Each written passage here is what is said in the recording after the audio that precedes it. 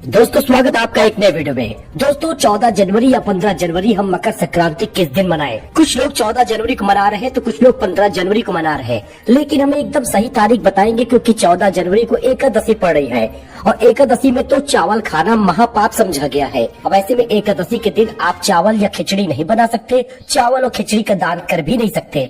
तो 14 जनवरी को अगर आप नहीं मनाएंगे तो 15 तारीख को किस समय आप स्नान करें, किस समय दान करें, ये पूरी जानकारी जान लीजिए क्योंकि हम आपके लिए ए टू जेड एकदम सही जानकारी लेकर आए हैं। कुछ उपाय भी बताएंगे और दान करने की वस्तुएं भी बताएंगे। अंत तक बने रहिए। चलिए शुरू करते हैं। मकर संक्रांति को खिचड़ी भी कहते हैं, जिसका धार्मिक ज्योतिष दृष्टि से बड़ा महत्व होता है। माघ कृष्ण पक्ष की एकादशी और मकर संक्रांति का एक साथ होना बड़ा ही दुर्लभ संयोग है। जब सूर्य धनु राशि से मकर राशि में गोचर करते हैं तब इस गोचर को ही मकर संक्रांति कहते हैं। और हिंदू पंचांग अनुसार ये 14 जनवरी को दोपहर 3:13 पर सूर्य देव धनु राशि से मकर राशि में प्रवेश करेंगे।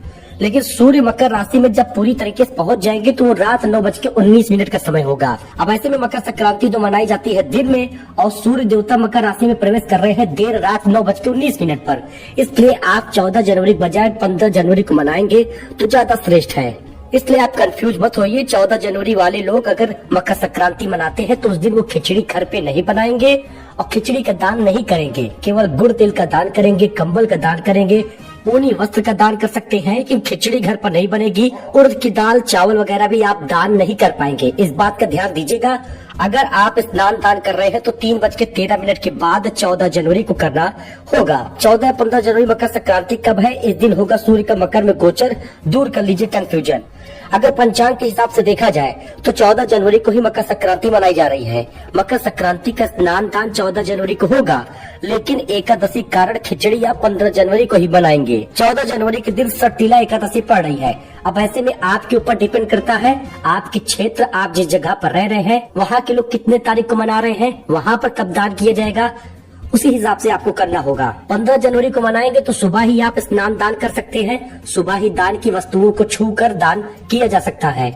लेकिन 14 जनवरी को मनाएंगे तो 3:13 दोपहर के बाद ही आपको ये मुहूर्त मिल रहा है। स्नान दान का शुभ मुहूर्त देख लीजिए। महापुण्य काल जो है दोपहर 3:13 से शाम 4:58 तक होगा 14 जनवरी को, और पुण्य काल दोपहर 3:13 से शाम 5:46 तक होगा।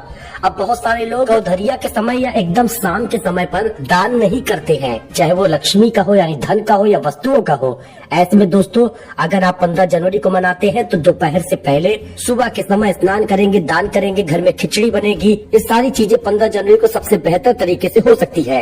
मकर संक्रांति के उपाय देख लीजिए। मकर संक्रांति के दिन सूर्य देवता की कृपा पाने के लिए आप आदित्य हृदय स्तोत्र का पाठ करिएगा।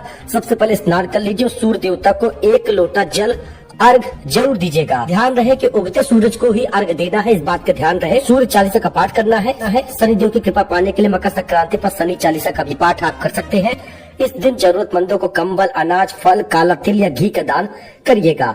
तो एक छोटा सा उपाय था जो आपको करना है। स्नान दान का शुभ मुहूर्त मैंने आपको बता दिया।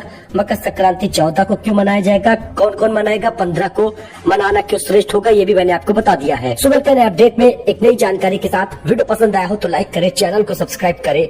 धन्यवाद।